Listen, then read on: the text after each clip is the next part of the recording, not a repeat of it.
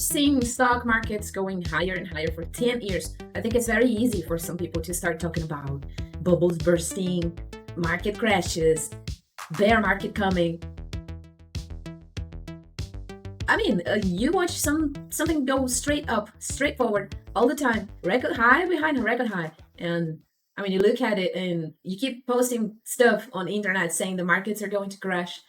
Well, eventually, but the thing is, what makes a good trader is that, I mean, you can see the big picture and what's going on all the scenarios. So if you trade cryptocurrencies and you're just focused on the charts, they may get very confusing to you because we have confusing signs all the time in Bitcoin regarding to volume. The volume goes up, the price goes up. Sometimes the volume goes down, the price goes up, and a lot of things happen, and they are pure consequences of what's going on, generally speaking. So, if you were sitting there and you were expecting the markets to crash and so Bitcoin to crash even further, I think it can take a while until you like get your short position filled the way you expect. But let me show you my charts because that's all I can do. I'm just some random girl on the internet, not the prettiest one you will see on the internet today, but at least I am here to help you to fill your wallet with money instead of trying to get it empty. So voila, this is a beautiful Bitcoin chart. We have been living under the 200 EMA for a while, like some support levels that are not being broken. And one of them is this one here, which is holding very strong.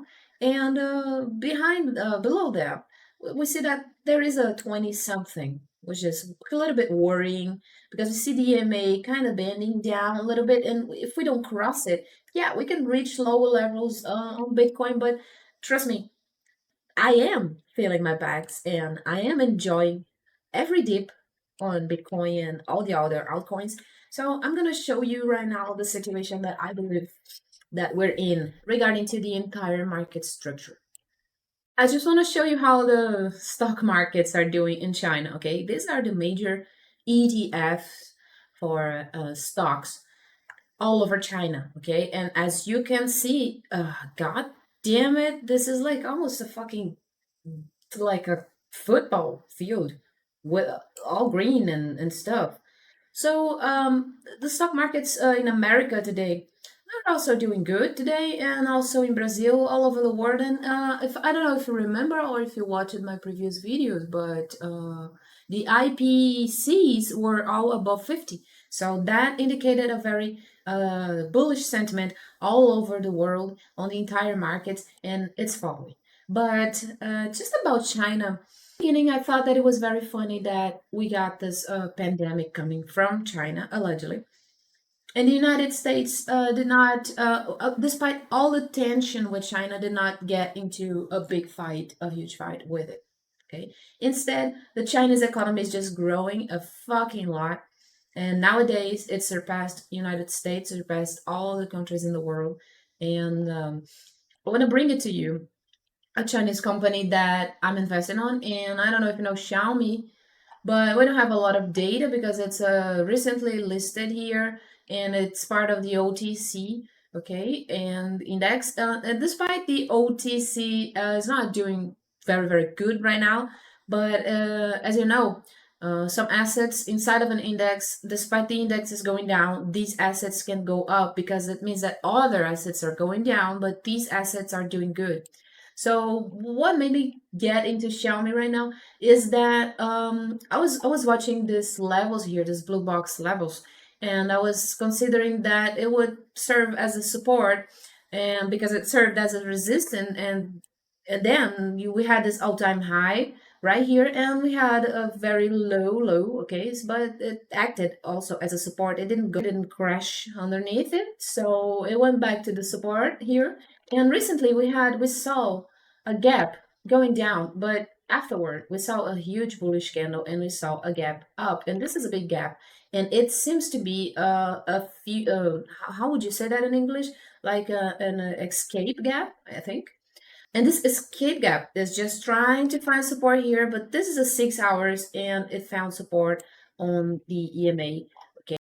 So what I can see here is that finally the volume is responding accordingly. Okay, the selling pressure, the selling volume is going lower and lower. Okay, and the price is jumped a lot. Okay, I mean the volume is not even here. The volume is not even here, but the price it is jumping. So it means that I mean makes me believe that as soon as volume comes, and I mean, if volume is not growing, it's not as big as the price change, it means that somebody just bought a fucking lot on this dip here, okay? Just somebody bought a fucking lot of Xiaomi papers. And they're very, very cheap right now.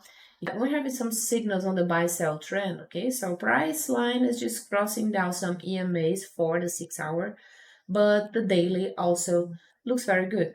That's what I wanted to bring to you today, and this hint, like dig into the Chinese companies, okay?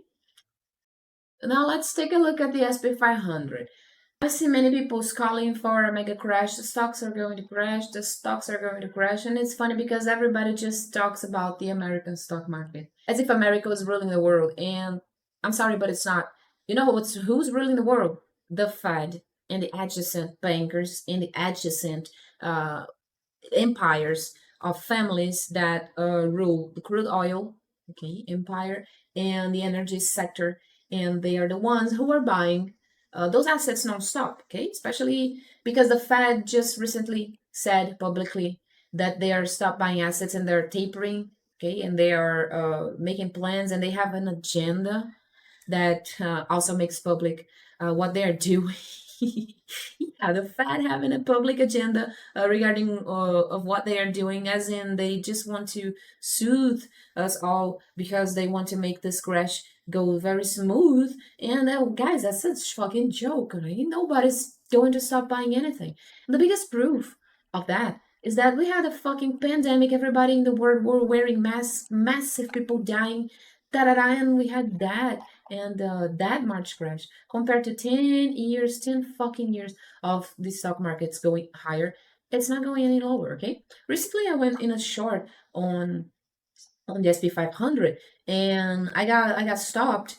No, yeah, I got stopped right here. Okay, I entered in here, got stopped right here. Never minded that because I was just hedging against all the loans that I had. But then I sit here and then I just start to think and then I start to connect the dots and I just see that this is not going any lower. Okay, the maximum that we can do is reach this line again. And if you see something like that happening, it's going to be because of the fucking 80% uranium reserves that belong now to the Rothschild family. So we're gonna see something nuclear happening.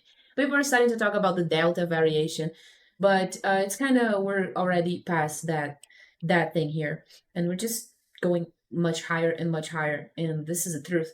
So what I want to see right now is the crude oil. So something that's going on with oil is that this thing ain't going to go lower because of the current policies on environment. So it's on their interest in United States. Cars get replaced with vehicles that don't use fossil fuel, and increasing the price of oil is just beneficial to that goal. But I don't think that goal is the main goal. It's just like they're trying to hide the fact that they are just wanting to prop up crude oil to keep propping up the stock markets, to keep propping up the energy sector, to keep propping up everything after what just happened. Okay, and it's very logical to me that the level of a hundred for barrel gets reached, especially because that's where we were right here in August 2014.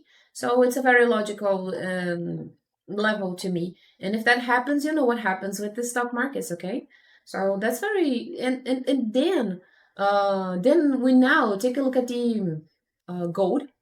Try to understand what some specialists are saying, some analysts are saying about runaway from commodities and real estate. Because in fact, Fed is buying real estate like a motherfucker. And I don't understand if Fed is buying lands and houses and everything. how the price of that can go lower in the future, because that would mean that they're just like blowing money away, and do the Fed blow money away? So I want to understand why specialists and analysts all over are telling us to get away from commodities. Because actually, I see the daily chart losing volume, the price going lower, but the price is still just like dropping more than actually the volume is dropping. So it means that someone is selling, somebody is selling. It's not like everyone's selling, it's just somebody.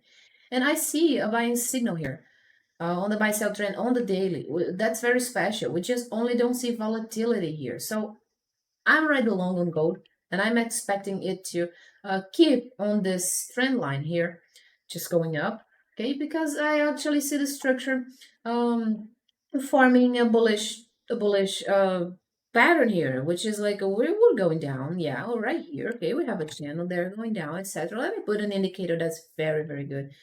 And yeah, we you see, but apparently we're farming another channel here, okay?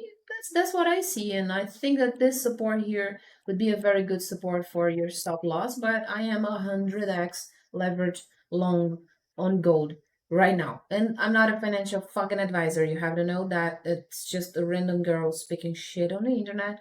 And this random girl here still also believes that the Bank of America was not funded by him. It was funded by the Rothschild.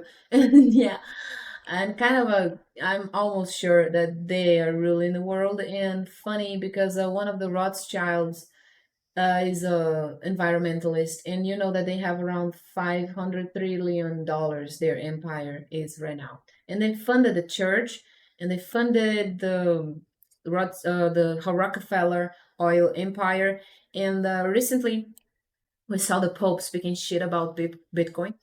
And recently, also, no, not recently, but we have a Pope kissing Rockefeller's hand. Very funny thing. Very, very incredible thing. So, what do you think the price of crude oil is going, guys? Do you think it's going down? Because I don't think so. Especially with all this bullshit about environment, as if someone like Biden cared about the environment because he's fucking dying. I mean, come on. And this is just an attempt to go against the odds here, which would be the reality is the economy is just collapsing, and you would want to see the oil collapsing because we're not really spending that much. Everybody's trying to not spend that much. The economy is going down, the crashing. The middle class is like a falling, crumbling, and everything's just going up. So here we are with Bitcoin. And it's not very logic if you think that we are in a cryptocurrency bear market, because now this bitch here is owned by institutions. Do you have any doubt that it's owned by institutions? But this is an asset, not like gold that you have a trouble to find. I mean, if I want to buy physical gold here in Brazil, I will have to go to companies that sell gold for an increased price of its actually, because I need to do something certified. I need to find there are lots of stuff involved in buying physical gold legally, but Bitcoin is not being regulated. If the governments wanted to regulate Bitcoin, they would have already in a very severe way, because it's just easy for you to just create a law saying whoever accepts Bitcoin as payment is just like now uh, going to be punished.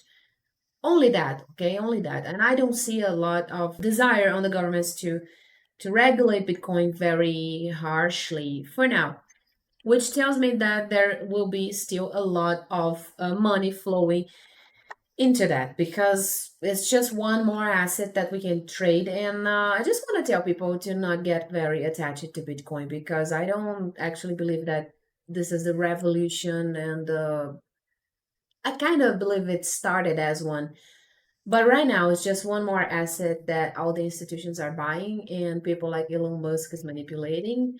And you gotta be aware to not get very attached to your coins. And when you get to a top, you stop yourself from selling, and you say, "No, I'm gonna hold forever," because you can make a lot of money on the swings here. Okay, so that's what I want to say.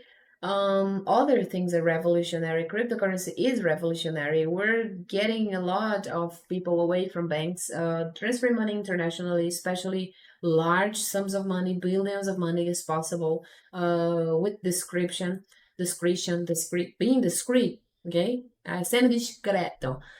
And yeah, I don't see, because you can say that, okay, but what the thing with Bitcoin is that you can buy and sell P2P. You can buy from a person. You can just have cold wallets. You can use VPNs. You can, okay, you can be the fucking hacker of the world. You can be Satoshi Nakamoto himself. But the truth is, by the time that the government of all countries, or any country, wants to regulate Bitcoin in a way that makes it impossible to like reach $1 million levels, they will. But it's obviously not their interest right now. So that means something. I want us to have like the correct pieces of the puzzle for us to put at least half of the puzzle together and be able to see a perspective of the whole scenario. So, what Bitcoin is doing on a daily pretty much tells me the direction that we're going. With all this support here that we're having, and with the volume, the selling volume going away, and with the price increasing in its spread, and if you go to the weekly here, because when we have such a major crash, all of a sudden, like we had here, we were in the top. Okay, well, okay, it started to, let's say we were in the top here. So let me adjust here, so you can see. Fuck, God damn it. So you can see exactly what happened to volume when we got to that point. Okay, we were here, we were with the volume increased all the way up and then started to decrease right here. So we had this mega bullish candle, but the volume was not anywhere in a good place. Okay, so when you see that happening, just be aware. Okay, um and then you can see the volume going down, going down, going down. And at this point here, the volume was still going down and the price was going down despite those were bullish candles closed on the weekly. Okay, so right now, what we're having is that the volume on the weekly is reversing, and you can see smaller and smaller candles, bearish candles, and the volume is going up. Okay, so this is very meaningful. And also on the weekly, we're having a change of direction here. Okay, in this indicator here that I forgot the name. What's the name of this indicator? Rock, yeah, ROC. And we're having a trend reversal. Okay, and this becomes very clear, especially on simple indicators like the stochastic and everything. So yeah, I would go for that. And even on the monthly, that's happening as well. Okay, on the monthly, it seems like we're exhausting. Okay, the selling pressure, and the price cannot even go lower than the current prices. Okay, and yeah, on the monthly, we're seeing like the rock still kind of going down, but it spreads. The spread started to reverse. Okay, started to. So how many monthly candles will we need to see until people start to stop this nonsense of we're going into a bear market? I'm not sure, but now is the best time, in my opinion. Again, I'm just a girl randomly talking on the internet. I'm not financial advisor. If you lose your money, don't put your fault on me. I don't want to be blamed for you fucking up. Okay, so let me show you what's going on. No, no, no. Let me show you what's going on with Monero in XRP right now, because I got a little bit of each. And let me show you how Monero is interesting here because of the volatility that can come at any moment. And let me adjust the indicators here.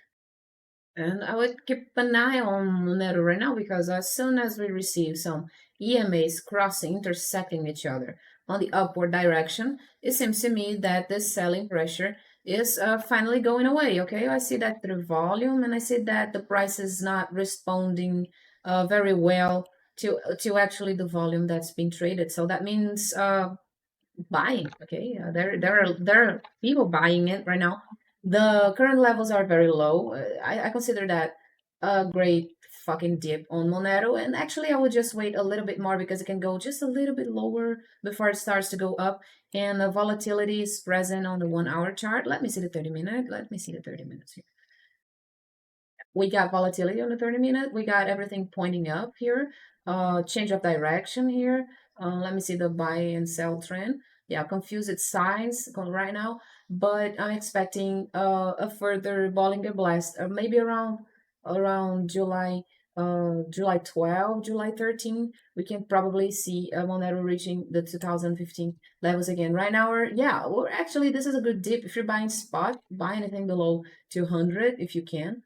And yeah, I would consider that a good opportunity to get into Monero right now. And XRP, I'm actually long on XRP, despite the odds. I got into a long just because of fundamentals, and that was kind of stupid. Don't do that.